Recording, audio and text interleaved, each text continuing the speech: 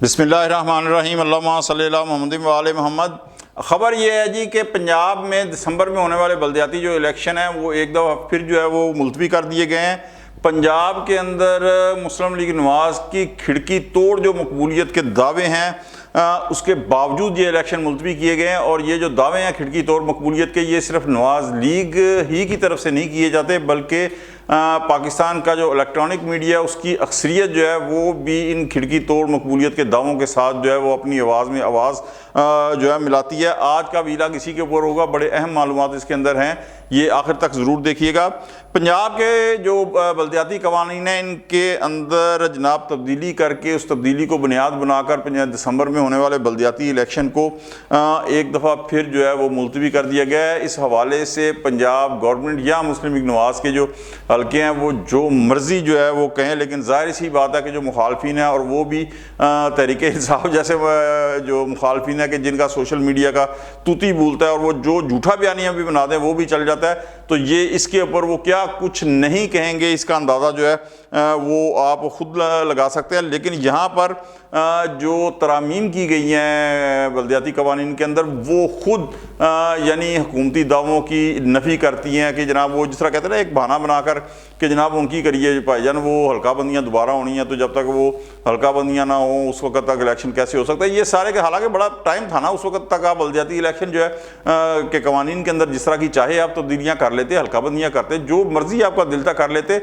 लेकिन ऐन मौके के ऊपर कि जब ये ऐलान हो चुका है कि जनाब अब दिसंबर के अंदर पंजाब के बल्दियाती इलेक्शन होंगे, और ये भी आपको मैं बता दूं कि जनाब बड़े ओए हो कहते हैं ना कि जनाब वो सिंध के अंदर पाकिस्तान पीपल्स पार्टी जनाब वो वडेरों की तो वहाँ पर उन्होंने भी इलेक्शन करवा लिए। उन्होंने पंजाब सिंध के इंटीरियर सिंध से जो है बिल्कुल लैंडस्लाइडिंग विक्ट्री हासिल की, और कराची के अंदर भी मेरे ख्याल में तारीख जी बिल्कुल तारीख के अंदर पहली मरतबा जो है उनका मेयर आया है। 79 के इलेक्शन के अंदर जो था ये मेयर आ सकता था उनका अब्दुल खालिक अल्लाह वाला, लेकिन 3 पाकिस्तान पीपल्स पार्टी के जो अरकान थे उन्हें वोटिंग से पहले अगवा कर लिया गया।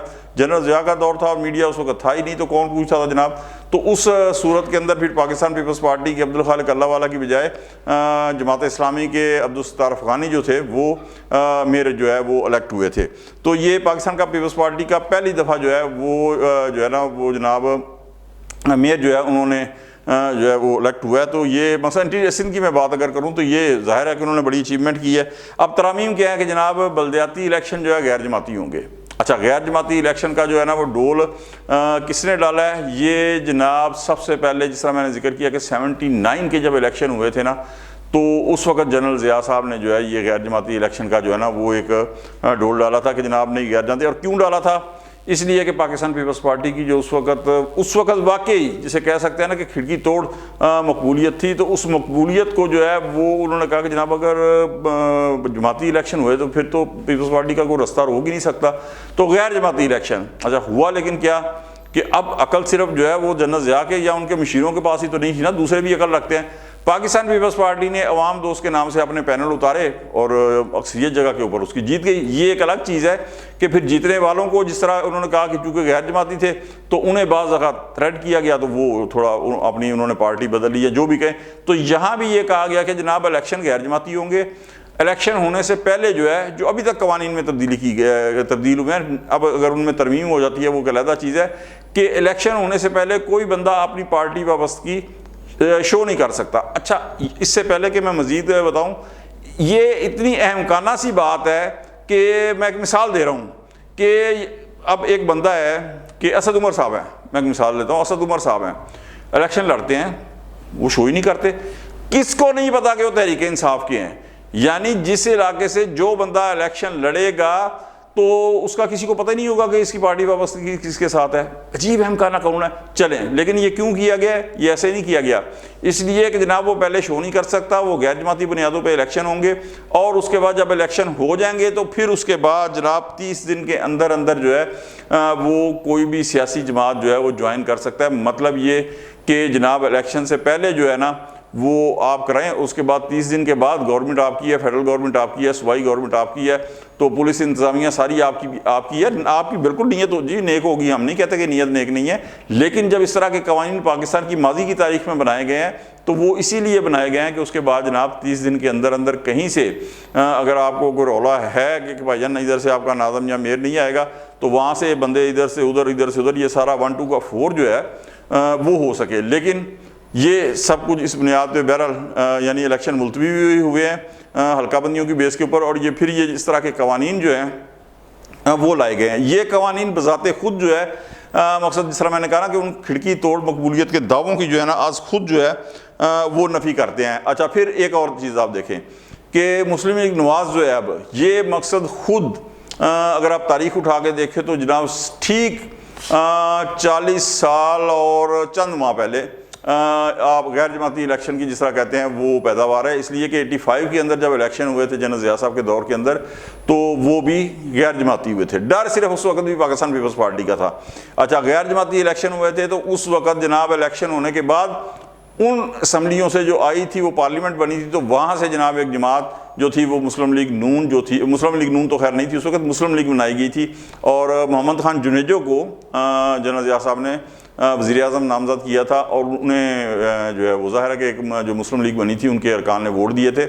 72 अगर मेरी याददाश्त काम कर रही है तो 72 अफराद जो थे वो हामिद नासिर चट्टा साहब की तरफ से जो स्पीकर उस वक्त बने थे। खैर ये पुरानी बातें हैं। तो ये मुस्लिम लीग नवाज़ का जो जन्म है ये भी 85 के जो पार्लियामेंट है वहाँ से हुआ है, तो वहाँ वो भी गैर जमाती जो इलेक्शन थे जनाब वो हुआ। और नवाज़ लीग जब उभरी है तो 88 के अंदर जब जनरल ज़िया साहब ने पार्लियामेंट को तोड़ा है, तो वहाँ से फिर जुनेजो लीग, और उसके बाद 90 में नवाज़ लीग जो है ये सारी की सारी जो है वजूद में आई है। अच्छा, अब मुखालफिन जो है इस ज़ाहिर है बयानी को वायरल करेंगे कि जनाब मुस्लिम लीग नवाज़ पंजाब में तहरीक इंसाफ से अगर ज़्यादा मजबूत जमात है तो फिर नंबर 1 वो गैर जमाती इलेक्शन क्यों करवा रही है?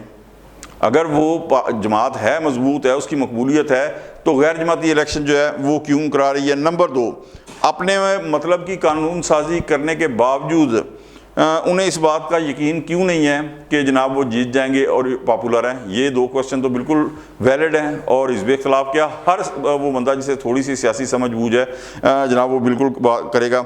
अच्छा, तो अब अगर ये कानून बन जाते हैं तो इसके बाद भी क्या होगा? इसके बाद क्या होगा कि जिस तरह मैंने कहा ना कि 79 के इलेक्शन में अवाम दोस्त पैनल बन गए थे पाकिस्तान पीपल्स पार्टी के, तो यहाँ भी तहरीक इंसाफ के जितने हैं वो बन जाएंगे, पैनल बना देंगे, और अगर पैनल ना भी बने तो उसके बाद में बन जाएंगे। आप ये देख लें कि 3 सूबों के अंदर मैंने कहा ना कि इलेक्शन हो चुके हैं, पंजाब में भी हो चुके, खैबर पख्तूनख्वा के अंदर भी हो चुके, बलूचिस्तान के अंदर भी हो चुके, वहाँ पे नाज़िम हर चीज़ मौजूद है।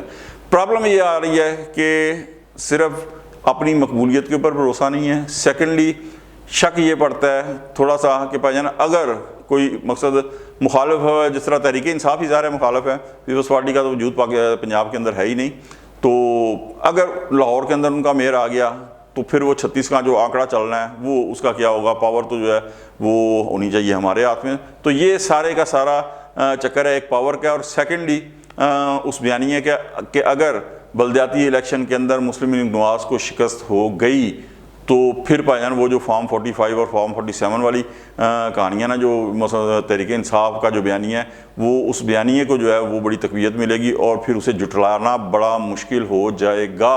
तो और सेकेंडली अगर पंजाब के अंदर बल्दियाती इलेक्शन के अंदर नवाज़ लीग हार जाती है तो पायन उसके बाद फिर सूबाई और फेडरल के अंदर जो मुस्लिम लीग नवाज़ की गवर्नमेंट है, ये अगर की मैं बात कर रहा हूँ, फिर उसकी इखलाकी हैसियत जो है वो कमज़ोर हो जाएगी। इसलिए कि फिर वो जिस तरह मैंने कहा ना कि फॉर्म 45 और फॉर्म 47 वाला जो बयानी है उसको जुटाना जो है वो मुश्किल हो जाएगा। अगर आपको हमारा वीलॉग अच्छा लगे लाइक कर दें, दोस्तों तक शेयर कर दें, और जनाब हमारे मरगला डिजिटल TV चैनल को सब्सक्राइब कर दें और बेल आइकन के बटन को लाजमी दबा दें ताकि नई आने वाली वीडियोज़ जो हैं वो बर वक्त आप तक पहुँच सकें। अगले वीलॉग तक के लिए जुल्फ़कार अली शाह को इजाज़त दें। अल्लाह हाफ़िज़।